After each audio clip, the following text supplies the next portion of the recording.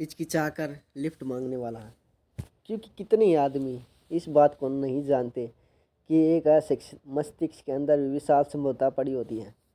इसलिए इस बात को दर्शाने के लिए मैं आपसे आपके एक साथ व्यक्तिगत अनुभव बांटता हूँ। कई वर्षों पहले मैंने लिफ्ट मांगने वाले एक आदमी को कार में बिठा लिया। जैसे ही वह कार में बैठा, मैं जान गया कि मुझसे गलती हो गई है, क्योंकि उसने थोड़ी शराब पी रखी थी और बातें ज़्यादा कर रहा था। जल्दी ही उसने बता दिया कि वह शराब की तस्करी के जुर्म में 18 महीने की जेल काट कर अभी छूटा है। जब मैंने पूछा कि क्या उसने जेल में कोई ज्ञान हासिल किया है जिसे वह जेल से छूटने पर प्रयोग कर सकता हूँ, तो उसने उत्साहपूर्वक जवाब दिया कि उसने संयुक्त राज्य अमेरिका के हर राज्य की हर काउंटी के नाम याद कर लिए हैं, यहाँ तक कि लुइसियाना के अवशेषों के भी। साफ तौर पर मैंने सोचा कि वह झूठ बोल रहा था, इसलिए मैंने उसे अपने कथन को साबित करने के लिए कहा। मैंने नमूने के तौर पर दक्षिणी कैरोलिना राज्य को चुना, क्योंकि मैं वहाँ लगभग 18 वर्ष रहा था। मेरी बगल में बैठे उस व्यक्ति ने, जो कि बहुत कम शिक्षित था, यह दिखा दिया कि उसे उस राज्य की कभी काउंटियों के नाम बाकी याद हैं। वह यह भी साबित करने के लिए उत्सुक था कि उसे दूसरे राज्य के नाम भी याद हैं। मुझे इस बारे में कोई ज्ञान नहीं। उसने इस विशेष प्रोजेक्ट को ही क्यों चुना? वो स्पष्ट रूप से इस निरर्थक सूचना को हासिल करने में इतना समय लगाया। तथापि काम की बात यह है कि हालांकि वह शैक्षणिक तौर पर अशिक्षित था, परंतु उसका दिमाग सूचना की विशाल मात्रा को हासिल करने व उसे एकत्रित करने में सक्षम था। इसी तरह आपका है, परंतु मैं आशा करता हूँ कि आप पहले सीखने पर ध्यान केंद्रित करते हैं और फिर उपयोग करने योग्य जानकारी को रोजाना की ज़िंदगी में इस्तेमाल करते हैं। दुर्भाग्यवश बहुत से शिक्षित लोग जीवन में कभी सफल नहीं होते, क्योंकि वे अपने ज्ञान का उपयोग करने में अपनी कल्पना का इस्तेमाल करने के लिए प्रेरित नहीं किए जाते। जिस बात को आपको स्पष्ट रूप से समझ लेने की ज़रूरत है वह यह है कि शिक्षा और बुद्धिमत्ता एक ही चीज़ नहीं है। 3 अत्यंत बुद्धिमान और सफल व्यक्तियों ने, जिन्हें मैं जानता हूँ, तीसरी, 5वीं व 8वीं कक्षा पास की थी। फोर्ड ने 14 वर्ष की आयु में स्कूल छोड़ दिया और IBM के संस्थापक थॉमस जे वॉटसन $6 प्रति हफ्ते की सेल्समैन की नौकरी से निदेशक मंडल के अध्यक्ष पद तक पहुँच गए थे। बहुत से सफल लोग जिनके बारे में मैंने इस पुस्तक में उल्लेख किया है, इससे भी कम शिक्षित थे और फिर भी वे यह सब कुछ कर पाए और 1970 के दशक की अत्यंत तकनीकी दुनिया में बड़ा काम कर पाए। अतः कम शैक्षणिक योग्यताहीन आत्म छवि रखने का कोई बहाना नहीं है और निश्चित रूप से यह इसका कारण नहीं है। स्पष्ट रूप से शिक्षा महत्वपूर्ण है, परंतु लगन उससे भी अधिक महत्वपूर्ण है।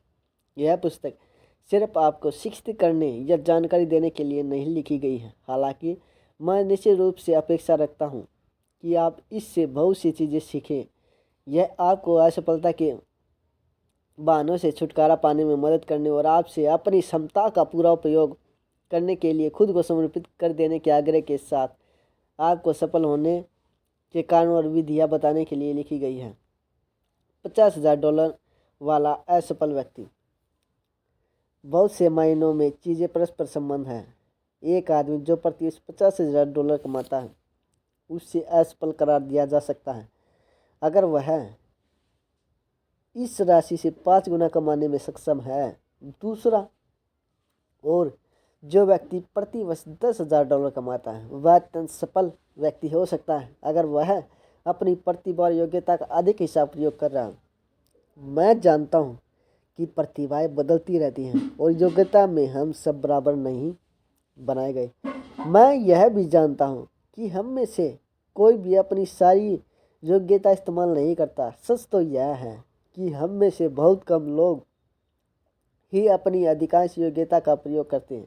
इस पुस्तक में मेरा एक उद्देश्य आपको इस बात के लिए सहमत करना है कि आपके पास जितनी आप सोचते हैं उससे कहीं अधिक योग्यता है और फिर आपको उस योग्यता और अधिक हिस्से को इस्तेमाल करने के लिए प्रेरित करना है।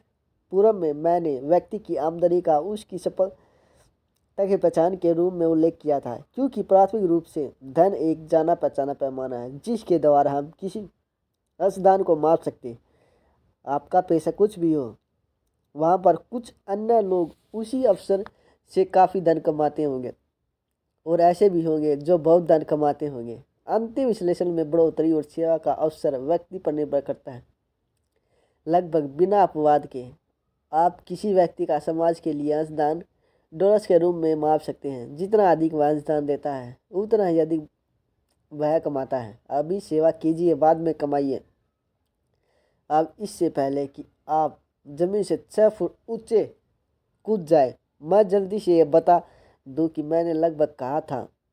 मैं व्यक्तिगत रूप से कुछ अध्यापकों को जानता हूं जो बहुत धन कमाते हैं और दूसरे जो बहुत कम धन कमाते हैं।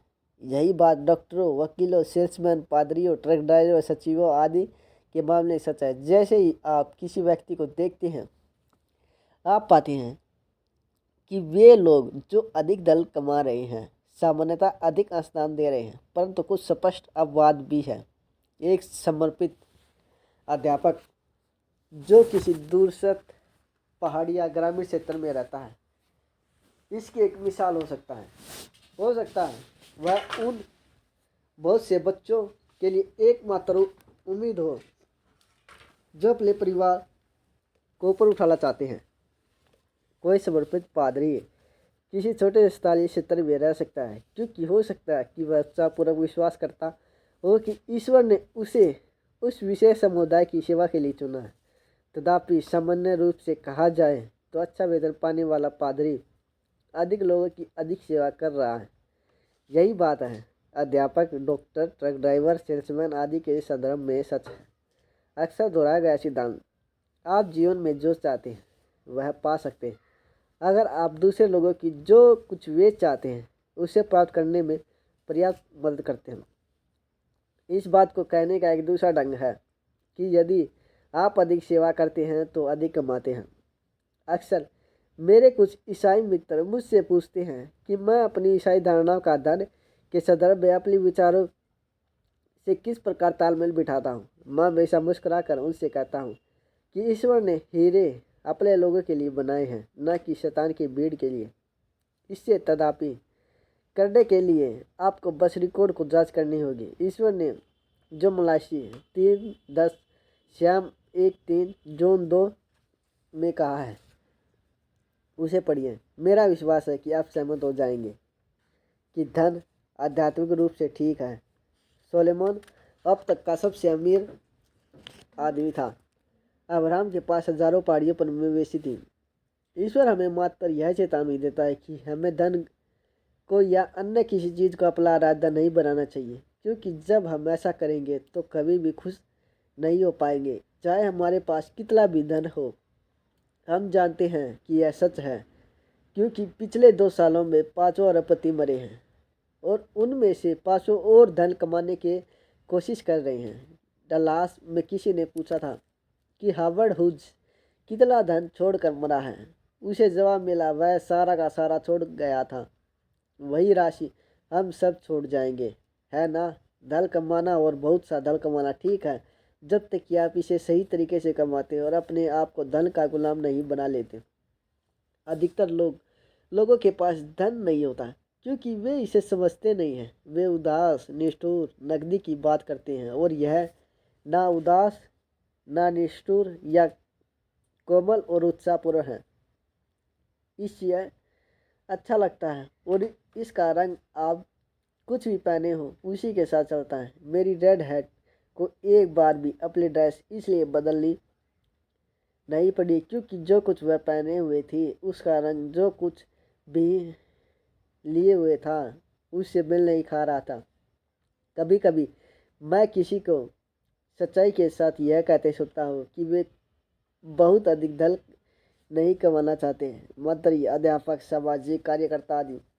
परंतु सामान्य रूप से कहा जाए तो कोई भी अन्य व्यक्ति जो ऐसा कहता है वह दूसरी चीज़ों के बारे में भी झूठ बोलता है।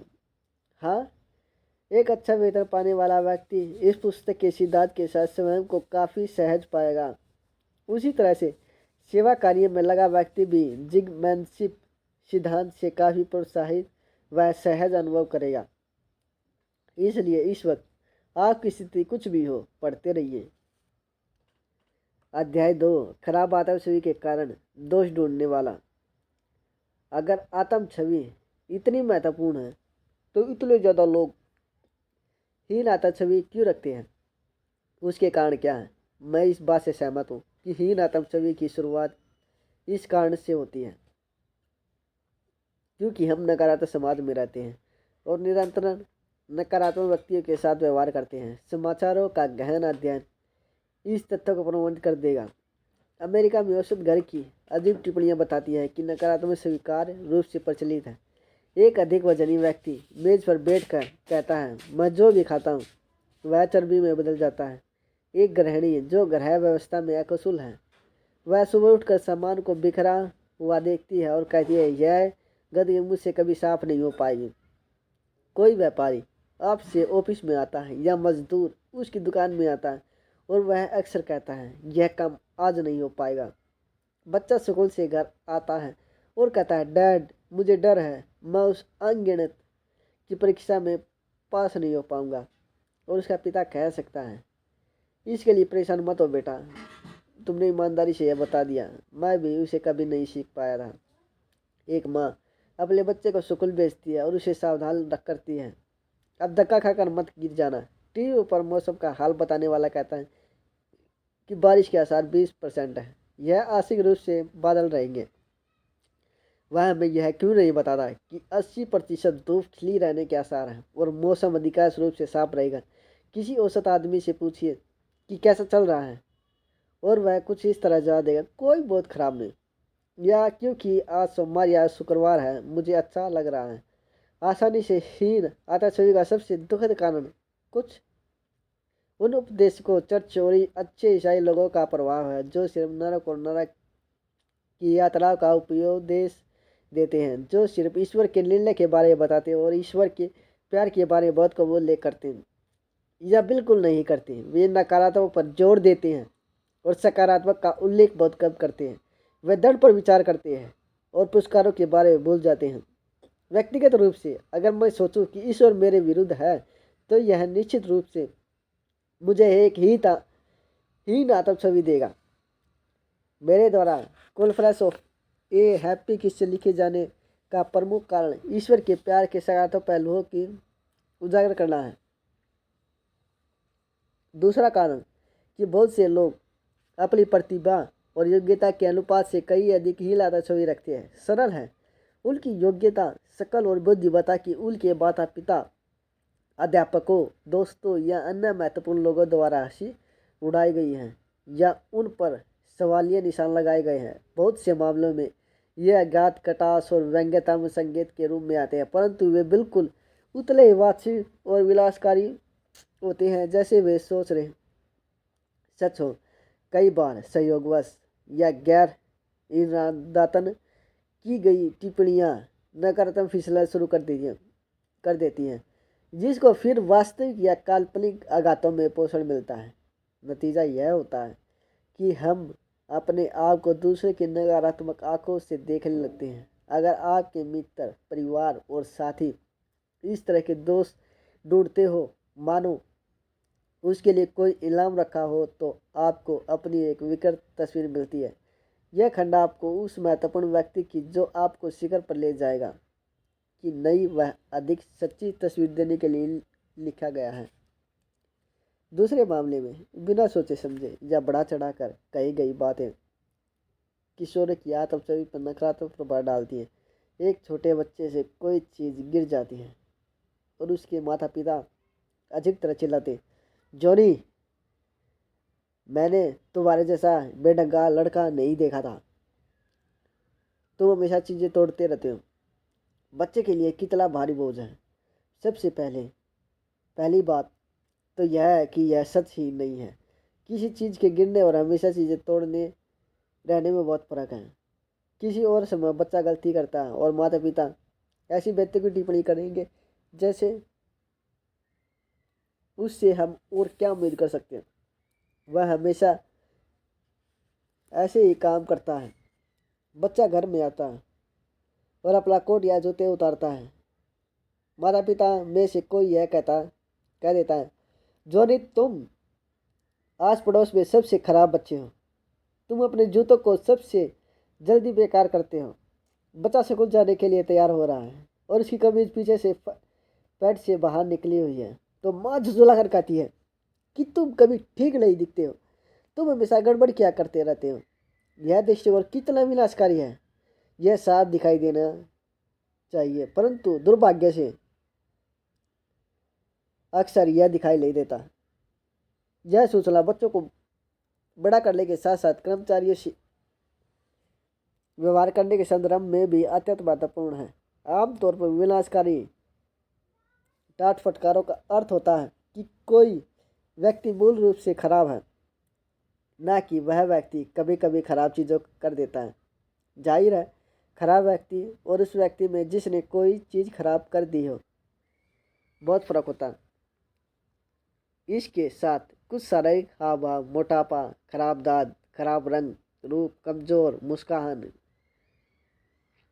मुस्कान, कमजोर नज़र, बहुत ज़्यादा लंबाई, बहुत कम लंबाई, भिन्न आवाज़ आदि, कमजोर IQ या सीखने में परेशानी स्थिति को जोड़ दें।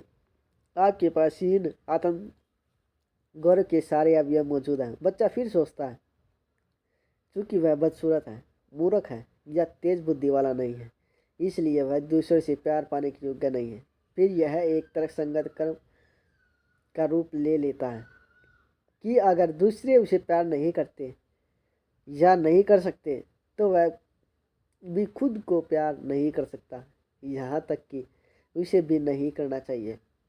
समाज के शारीरिक रूप रंग पर बल के बारे में बिल गुडहार्ट युवाओं के मूल अतिविरोध विषय पर अपने एक सप्ताह के सेमिनार में कहता है कि कोई भी बुद्धिमान माता पिता शारीरिक मनोहरता को अधिक मूल्य देते हैं, और यह भी कि माता पिता महसूस करते हैं कि दूसरा बच्चा उसकी तुलना में अधिक सुंदर और आकर्षक है, और इससे हीन भावना पैदा होने की संभावना रहती है। दूसरे बच्चे के बारे में टिप्पणी करते हुए बुद्धिमान माता पिता कहेंगे, वाह क्या शिष्टाचार है, या वह कितना ईमानदार लड़का है, या क्या वह मददगार नहीं है। बुद्धिमान माता पिता उस गुण या लक्षण की प्रशंसा करेंगे जिसे वे अपने बच्चे में और अधिक विकसित हुआ देखना चाहते हैं।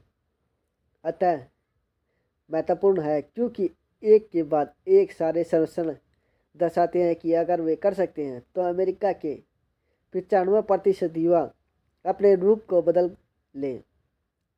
हॉलीवुड में जहां शारीरिक रूप रंग पर बल दिया जाता है, इस बात के निश्चित प्रमाण है कि लगभग 100% सुंदरियां अपनी शक्ल और आकार को बदलना चाहती हैं, और उनमें से बहुत सी प्लास्टिक सर्जरी के जरिए ऐसा करती भी हैं। हीन आत्म छवि जो आमतौर पर हीन बावला के रूप में जानी जाती है, अक्सर बलिग होने पर भी ढोई जाती हैं, और अगर नकारात्मक जीवन साथी द्वारा इसे पोषित किया जाए तो समस्या और बढ़ जाती है। यही मूल कारण है कि कोई बुद्धिमान पति अपनी पत्नी की उपस्थिति में किसी अन्य महिला की शुद्धता के बारे में कभी टिप्पणी नहीं करता। इससे उसकी पत्नी ऐसा महसूस करती है कि वह दूसरी महिला को उसकी तुलना में अधिक सुंदर समझता है। इससे पहले से ही मौजूद नकारात्मक आत्म छवि को और पोषण मिलता है और वैवाहिक जीवन का आधार हिलने की आशंका बढ़ जाती है। तुम हमेशा लेट होती हो, तुम कभी भी कोई चीज़ ठीक से नहीं करती, तुम कभी अच्छा भोजन नहीं पकाती, जैसे टिप्पणियाँ भी समस्या को बढ़ा देती हैं। इन टिप्पणियों से विश्वास या प्यार पैदा नहीं होता है। इसके अलावा इनमें बहुत बड़ा फर्क है कि मैं जीवन में असफल रहा हूँ और मुझे तरक्की नहीं मिली या मुझे नौकरी नहीं मिलेगी। खराब आदत छवि और ख़राब हो जाती है जब पोषित की जाती है। सबसे खराब किस्म की आदत छवि तब पैदा होती है या बढ़ती है जब मेधावी विद्वान लोग, यहाँ तक कि सामान्य जल भी अल्प सुविधा प्राप्त अथवा अल्पसंख्यक नस्ल के सदस्य से इस ढंग से पेश आते हैं कि इससे हीन भावना पैदा होती है। उदाहरण के लिए, जब तक मैंने बिल कोस्बी द्वारा आयोजित जिराकास सीरीज नहीं देखी थी, मुझे अश्वेत आदमियों की छवि के नुकसान की सीमा पर पूरी तरह अनुभव नहीं था। मेरे दिमाग में शली टेम्पल की फिल्म का एक दृश्य उभरा है। दृश्य 5 वर्षीय शली के बर्थडे पार्टी का है। पार्टी लगभग ख़त्म होने जा रही थी जब एक 14 वर्षीय अश्वेत लड़की और उसके कई नौजवान दोस्त विष शैली के लिए एक उपहार लेकर आए। उस 5 साल की श्वेत लड़की द्वारा मुस्कुराया कर और मित्रतापूर्ण उस 14 वर्षीय श्वेत लड़की के उपहार को स्वीकार करना, उसे रोक कर बर्थडे केक खाने का निमंत्रण देने से उस श्वेत लड़की की आंखों में आंसू छलक आए। इसे जानने के लिए अधिक कल्पना की जरूरत नहीं है कि घिसे पिटे तरीके से इसे दिखाने से हीन भावना पैदा होती है। सौभाग्यवश चरम सीमा वाला असामान्य व्यवहार बहुत हद तक खत्म हो चुका है। इसी का परिमाण है कि लीगरों ने इस पीढ़ी से अन्य लोगों की तुलना में अधिक प्रगति की है। उसकी प्रगति का सीधा ताल्लुक उसकी आत्म छवि में वो बदलाव से रहा है। दुर्भाग्य से कुछ पूर्वाग्रह अभी भी विद्यमान है, परंतु हर रोज प्रगति हो रही है। संपूर्ण समाधान श्वेत अश्वेत दोनों के द्वारा चिकित्सा, प्यार व समझ इस समझ से आया है कि त्वचा के रंग और योग्यता का परस्पर कोई संबंध नहीं है। मुझे रंग के बारे में मानव ओलंपिक धावक जैसी अवनेश का यह कथा पसंद है। अश्वेत सुंदर नहीं है, श्वेत सुंदर नहीं है, ये त्वचा के रंग है, और कोई भी चीज़ जो त्वचा के रंग से आगे नहीं जाती सुंदर नहीं है। इन आत्म छवि का तीसरी कारण किसी कार्य में असफलता को भ्रमवश जीवन में असफलता मान लेने की प्रवृत्ति है। एक बच्चा जो स्कूल में एक विशेष विषय में फेल हो जाता है, इस अकेली असफलता को जीवन में असफल हो जाना मानने की गलती कर बैठता है। दुखद बात यह है कि इस भावना को कई बार अध्यापकों व माता पिता द्वारा और बल दे दिया जाता है। एक बार हीन आत्म छवि की फिसलन जब शुरू होती है तो स्वाभाविक प्रवृत्ति हीन भावना को पोषण प्रदान करने की होती है। बहुत से लोग यही करते हैं जब वे अपने आप को दंडित करते हैं, क्योंकि उन्हें हर सुनी हुई चीज़ और हर मिलने वाला व्यक्ति याद नहीं रहता। यह बात हमें चौथे कारण पर ले जाती है, अप्रशिक्षित समर्थी। इस खंड के शुरू में मैंने एक अद्भुत नई पुस्तक का नाम सूची में दिया है, जिसे आपको कुछ घंटों में ही अपनी याददाश्त को आश्चर्यजनक रूप से सुधारने में मदद मिलेगी। यह जेरी ल्यूकस और हैरी लोरन द्वारा लिखी गई थी। आपको मानव मस्तिष्क की अपार क्षमता का संकेत देने के लिए जेरी अब पूरी बाइबल को याद करने की प्रक्रिया में है, और उसने अभी एक पुस्तक पूरी की है जो आपको वही चीज़ करना सिखाएगी। जेरी जिसे मालूम है कि वह क्या कर रहा है और इसके बाद क्या करेगा, अत्यंत विश्वसनीय लगता है जब वह आपसे कहता है कि कोई भी आप भी उसकी तकनीकों का प्रयोग करके अपनी याददाश्त में आश्चर्यजनक रूप से सुधार ला सकते हैं। फिलहाल ये सुखद विचार हैं जिनसे आपको बहुत सांत्वना मिलेगी। पहला एक आदर्श याददाश्त किसी महान मस्तिष्क का एक विशाल शब्दकोश से अधिक संकेत नहीं देती और बस साहित्य के एक महान अंशदान का प्रतिनिधित्व करती है। दूसरा, वह व्यक्ति जो याद नहीं रख सकता उस व्यक्ति से असंख्य गुना बेहतर है जो भूल नहीं सकता। ये दोनों विचार स्थायी रूप से तसल्ली देने वाले हैं, परंतु उन पर रुके मत रहिए। जाइए दी मेमोरी बुक खरीदिए। यह अनोखी पुस्तक है। दरअसल अच्छी याददाश्त या बुरी याददाश्त जैसा कोई चीज़ नहीं होती। यह तो प्रशिक्षित होती है या प्रशिक्षित होती है। यह आपकी मर्जी पर है कि आप चाहें तो इसे प्रशिक्षित करें या प्रशिक्षित छोड़ दें। अपने प्रति न्यायपूर्ण हो। खराब आत्म छवि का पांचवा कारण अनुभवों की अवास्तविक और अनुसूचित तुलना है। हम अक्सर अपने अनुभव की किसी दूसरे व्यक्ति के अनुभव से तुलना करने की गलती करते हैं। हम उनके सफल अनुभव को बढ़ा चढ़ा कर बताते हैं और अपनी सफलता को नीचे स्तर पर रखते हैं। अनुभव का योग्यता से कोई लेना देना नहीं है। अनुभव निपुणता को बढ़ा सकता है, परंतु वह अलग विषय है। उदाहरण के लिए ऐसे 30 लाख ऑस्ट्रेलियाई हैं जो कुछ ऐसी चीज़ कर सकते हैं जिसे हम में से अधिकांश लोग नहीं कर सकते। वे हाईवे की बाईं तरफ से गाड़ी निकाल सकते हैं। दूसरे ओर अगर आप गाड़ी चला सकते हैं तो इस बात की बहुत संभावना है कि आप कुछ ऐसा कर सकते हैं जिसे 30 लाख ऑस्ट्रेलिया सुरक्षात्मक रूप से नहीं कर सकते। आप हाईवे के दाईं ओर से गाड़ी निकाल सकते हैं। इसका यह मतलब नहीं कि कोई भी दूसरे की तुलना में अधिक होशियार है। इसका सीधा सा मतलब है कि आपके पास बिना अनुभव है। 21 वर्ष से कम आयु के ऐसे 20 करोड़ से अधिक चीनी व्यक्ति हैं जो कुछ ऐसी चीज़ कर सकते हैं जिसे संभवतः आप नहीं कर सकते। वे चीनी भाषा बोल सकते हैं। इसका मतलब यह हुआ कि वे आपसे अधिक होशियार हैं? बिल्कुल नहीं। इसका इतना ही अर्थ है कि उनका अनुभव मिल रहा है।